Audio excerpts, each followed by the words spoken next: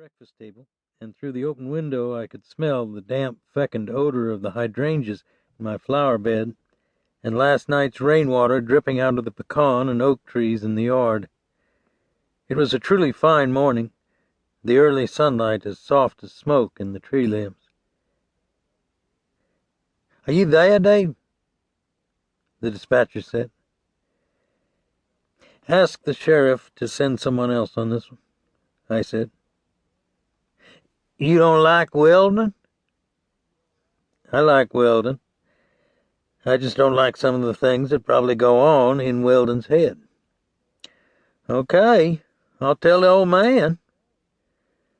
"Never mind," I said. "I'll head out there in about 15 minutes. Give me the rest of it." "That's all we got. His wife called in. He didn't. Does that sound like Weldon?" He laughed. People said Weldon had spent over $200,000 restoring his antebellum home out in the parish on Bayou Teche.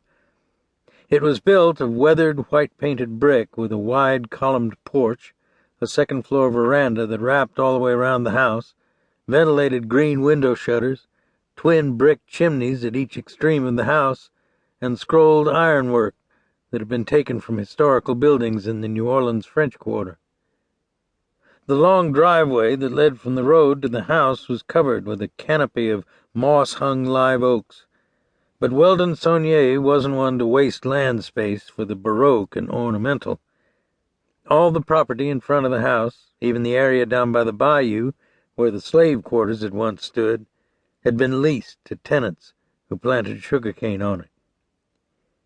It had always struck me as ironic that Weldon would pay out so much of his oil money in order to live in an antebellum home, whereas in fact he'd grown up in an Acadian farmhouse that was over 150 years old, a beautiful piece of hand-hewn, notched, and pegged cypress architecture that members of the New Iberia Historical Preservation Society openly wept over when Weldon hired a group of half-drunk black men out of a ramshackle back-road nightclub, gave them crowbars and axes, and calmly smoked a cigar and sipped from a glass of cold duck on top of a fence rail, while they ripped the old Sonnier house into a pile of boards he later sold for $200 to a cabinet maker. When I drove my pickup truck down the driveway and parked under a spreading oak by the front porch, 2 uniformed deputies were waiting for me in their car, their front doors open to let in the breeze that blew across the shaded lawn.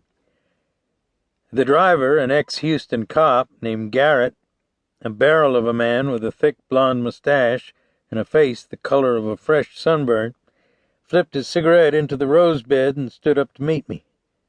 He wore pilot's sunglasses, and a green dragon was tattooed around his right forearm. He was still new, and I didn't know him well, but I'd heard that he'd resigned from the Houston force after he'd been suspended during an internal affairs investigation. "What do you have?" I said. "Not much," he said. "Mr. Sonnier says it was probably an accident. Some kids hunting rabbits or something." "What does Mrs. Sonnier say?" "She's eating tranquilizers in the breakfast room." "What does she say?" "Nothing, Detective." "Call me Dave. You think it was just some kid?" "Take a look at the size of the hole in the dining room wall and tell me." Then I saw him bite the corner of his lip at the abruptness in his tone. I started toward the front door. "Dave, wait a minute," he said, took off his glasses and pinched the bridge of his nose. "While you were on vacation, the woman called us twice and reported a prowler. We came out, didn't find anything, so I marked it off. I thought maybe her terminals were a little fried." "They are. She's a pill addict."